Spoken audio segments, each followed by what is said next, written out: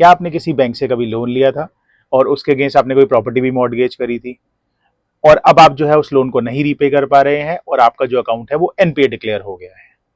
Bank ने जो है कार्यवाही भी स्टार्ट कर दी और section 13 subsection 4 of the SARFAESI act 2002 के अंडर उसने कोई स्टेप भी ले लिया। तो आपके पास कोई ऑल्टरनेटिव अवेलेबल है, कोई रिकोर्स अवेलेबल है? जी हाँ, बिल्कुल है। आप डीआरटी को अप्रोच कर सकते हैं।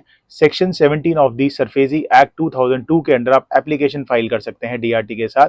अगर आपको लगता है बैंक ने कुछ गलत किया है तो आप उनके एक्शन को चैलेंज कर सकते हैं एप्लीकेशन फाइल करके सेक्शन 17 के अंडर।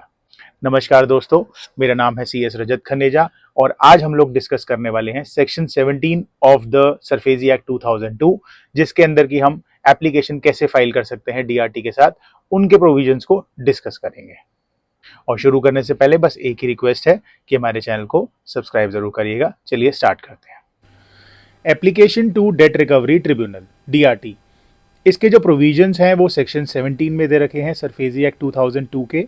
तो आइए चलिए सेक्शन 17 डिस्कस करते हैं ताकि हम समझ पाएं कि एप्लीकेशन जो है वो कैसे फाइल होती है और इसको क्या फाइल करते टाइम क्या क्या हमें ध्यान रखना है। सेक्शन 17 का सबसे पहले हम पढ़ते हैं सबसेक्शन 1, जो कहता है any person including borrower. Any person मतलब एप्लीकेशन बोरोवर के अलावा भी फाइल करी जा सकती है, ज़रूरी नहीं कि बोरोवर ही फाइल करे। तो ये कौन कौन से पर्सन्स होंगे जो कि एप्लीकेशन फाइल कर सकते हैं? तो बेसिकली वो वही पर्सन होंगे जिनके राइट्स अफेक्ट हुए हैं। अगर कोई भी सिक्योर क्रेडिटर ने एक्शन ले लिया है सेक्शन 13(4) के अंडर और किसी पार्टी के राइट्स अफेक्ट हुए हैं तो वो पर्सन जो है डीआरटी में एप्लीकेशन फाइल कर सकता है। तो वो पर्सन कौन कौन से हो सकते हैं? देखिए, बोरोवर हो सकता है, खुद बोरोवर भी फाइल कर सकता है, या टेनेंट हो। अगर कोई इमूवेबल प्रॉपर्टी है उसमें कोई टेनेंट रह रहा था और उस इमूवेबल प्रॉपर्टी की जो पोजेशन है वो सिक्योर क्रेडिटर ने ले ली है या वो लेना चाहता है, तो टेनेंट के भी राइट्स इसमें अफेक्ट हो रहे हैं तो वो भी एप्लीकेशन फाइल कर सकते हैं। ऑक्शन परचेजर भी फाइल कर सकता है। ऑक्शन परचेजर बेसिकली जब पोजेशन ले लिया जाता है और इमूवेबल प्रॉपर्टी की सेल की स्टेज आती है तो वो ऑक्शन परचेजर का अगर कोई राइट अफेक्ट हुआ है तो वो भी एप्लीकेशन फाइल कर सकता है। तो ये जो पर्सन्स हैं ये एप्लीकेशन फाइल कर सकते हैं डीआरटी के साथ। आगे बढ़ते हैं। Any person including borrower aggrieved by any of the measures refer to in subsection 4 of section 13, मतलब सेक्शन 13(4) के अंदर कोई भी अगर मेजर लिया है, जैसे हमने पहले भी वीडियो में डिस्कस किया है, मैं उसका लिंक भी डाल दूंगा डिस्क्रिप्शन में, आप देख सकते हैं। तो जो सिक्योर क्रेडिटर है वो अपने लोन को रिकवर करने के लिए डिफरेंट मेजर्स ले सकता है 13(4) के अंदर। तो 13(4) में कौन कौन से मेजर्स होते हैं वो ये आपको थोड़ा सा आइडिया देता हूँ। ये चार मेजर हैं जो कि जो क्रेडिटर हैं वो ले सकते हैं। तो पहला है possession of the property, possession ले सकते हैं। पोजेशन भी मैंने आपको पहले बताया था पहले वाली वीडियो में, दो टाइप का होता है, एक सिंबॉलिक या कंस्ट्रक्टिव बोल सकते हैं पोजेशन, और दूसरा हो गया एक्चुअल पोजेशन। सेकंड हो गया take over of the management of the business, जिस बिजनेस के अंदर जो एसेट है, जो सिक्योर्ड एसेट है, उस बिजनेस का जो मैनेजमेंट है वो टेक ओवर कर सकते हैं। और पोजेशन लेने के बाद जो है जो सिक्योर्ड क्रेडिटर है वो प्रॉपर्टी को मैनेज भी कर सकता है। और लास्ट जो है, जैसे लेट्स से बोरोवर ने जो है सिक्योर्ड एसेट को बेच दिया किसी को और जिसको बेचा उससे कुछ पेमेंट ड्यू थी, तो वो पेमेंट डायरेक्टली जो है सिक्योर्ड क्रेडिटर उनसे ले सकता है। तो ये 4 मेजर्स हैं जो कि 13(4) के अंडर गिवन है। तो अगर ये 4 मेजर ले लिए गए हैं और जो बोरोवर है या एनी अदर पर्सन जिसके राइट्स अफेक्ट हुए हैं वो अग्रीव्ड है इससे उसको कुछ इशू है या और कुछ प्रॉब्लम है, तो वो जो है डीआरटी के साथ सेक्शन 17(1) के अंडर एप्लीकेशन फाइल कर सकते हैं। तो चलिए आगे पढ़ते हैं।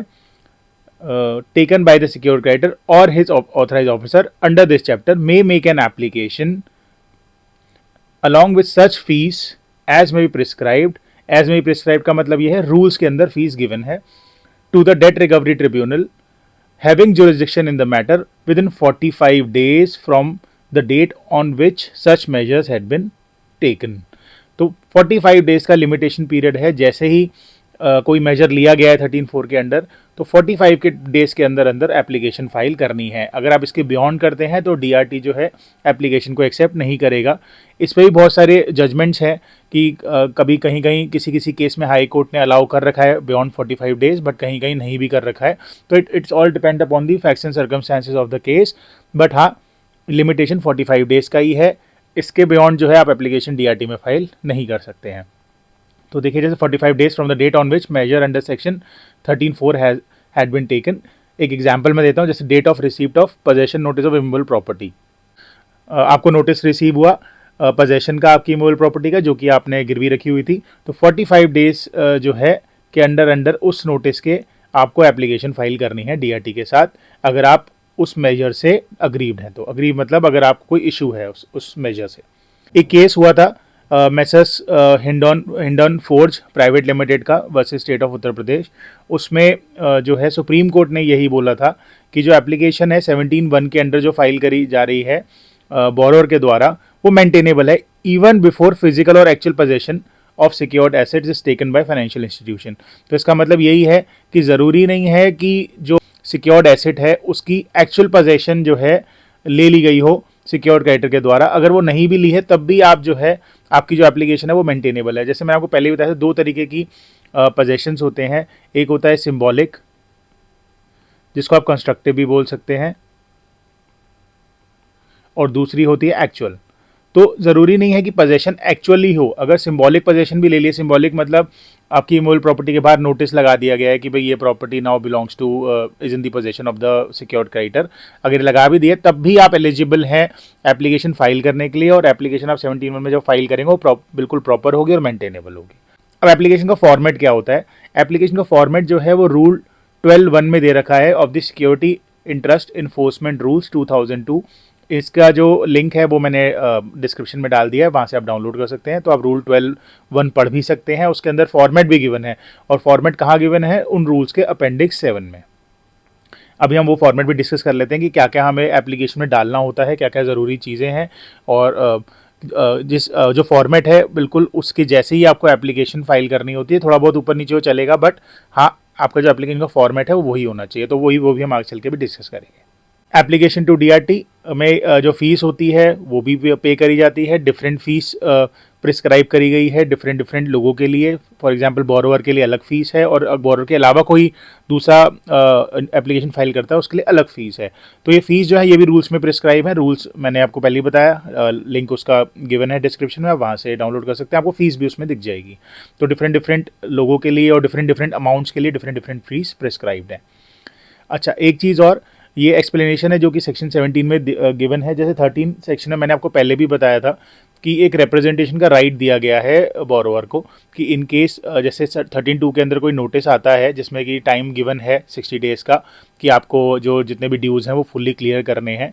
तो जो बोरोवर है उसके पास एक राइट होता है 13(3)(a) के अंडर, कि जिसमें वो एक रिप्रेजेंटेशन फाइल कर सकता है कि भाई क्यों पैसा नहीं दे पाया वो, या कुछ भी इशू जो भी मतलब आपको लगता है, जो भी बोरोवर को लगता है जिससे कि उसका केस स्ट्रांग हो सकता है, या बैंक से मोहलत मांग सकता है, या जो भी अपनी चीज़ है वो रिप्रेजेंटेशन में जो है वो बता सकते हैं।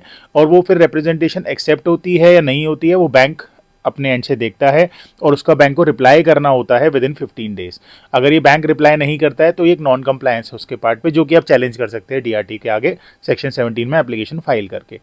बट इस टाइम मैं आपको ये बताना चाहता हूँ कि जो सेक्शन 13(3) के अंडर जो आपने रिप्रेजेंटेशन दी, अगर मैं आप बोल रहा हूँ तो बोरोवर समझ जाइएगा, क्योंकि मैं बोरोवर के पॉइंट ऑफ व्यू से ये वीडियो बना रहा हूँ।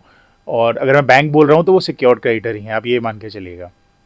तो सेक्शन 13(3)(a) जो है उसके अंदर एक रिप्रेजेंटेशन आपने दी बैंक को, और बैंक ने क्या किया, उसको रिजेक्ट कर दिया। तो रिजेक्ट करने के बाद आपका जो राइट है एप्लीकेशन फाइल करने का वो अक्रू नहीं होता है। मतलब आपके पास राइट नहीं है कि आप रिप्रेजेंटेशन जैसी रिजेक्ट करी बैंक ने या सिक्योर्ड क्रेडिटर ने तो आप एप्लीकेशन फाइल कर सकते हो, ऐसा नहीं है। एप्लीकेशन हमेशा तभी फाइल होगी जब 13(4) के अंडर कुछ ना कुछ स्टेप ले लिए गए हैं। अगर वो मेजर ले लिया है उसके बाद ही आपके पास राइट अक्रू होता है, उससे पहले कोई राइट नहीं है बोरोवर के पास कि वो कोई भी एप्लीकेशन डीआरटी के साथ फाइल करे। ये इसलिए है because the main objective of SARFAESI act is to expedite the process. Bankers का थोड़ा सा इसमें ख्याल रखा गया है, बैंकर को और कंफर्ट दिया गया है ताकि जो सिक्योरिटी है वो जल्दी से जल्दी इन्फोर्स हो पाए। तो इसलिए 13(3)(a) के अंडर कोई भी राइट जो है नहीं मिलता है। आपको राइट एप्लीकेशन फाइल करने का तभी अक्रू होता है जब इन चारों में से कोई ना कोई, जो मैंने आपको बताया, इन चारों में से कोई ना कोई आपका स्टेप बैंक ने ले लिया हो। तो अगर ये चारों स्टेप नहीं लिए हैं, अगर ये कुछ नहीं हुआ है, तो आपके पास कोई भी राइट नहीं है एप्लीकेशन फाइल करने का।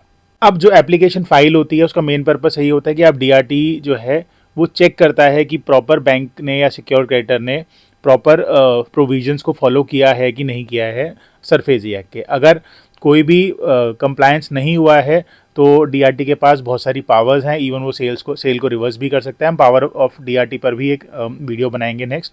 तो ये मेरा बताने का मतलब यही पर्पस था कि एप्लीकेशन फाइल इसलिए की जाती है ताकि कोई भी अगर ग्रीवेंस है, कुछ भी अगर कंप्लायंस नहीं किया है सिक्योर्ड क्रेडिटर ने वाइल इन्फोर्सिंग दी सिक्योर्ड एसेट, तो वो जो है ग्रीवेंस आप जाके डीआरटी के सामने रख सकते हैं और डीआरटी फिर देखेगा कि उसने जो सिक्योर्ड क्रेडिटर हैं उन्होंने प्रॉपर सारे कंप्लायंसेस किए हैं कि नहीं किए हैं। अगर कहीं भी उनको लगता है कि नहीं अकॉर्डेंस उसके अकॉर्डिंग नहीं हुआ है तो डीआरटी का मल्टीपल पावर्स हैं, वो उनको एक्सरसाइज कर सकते हैं।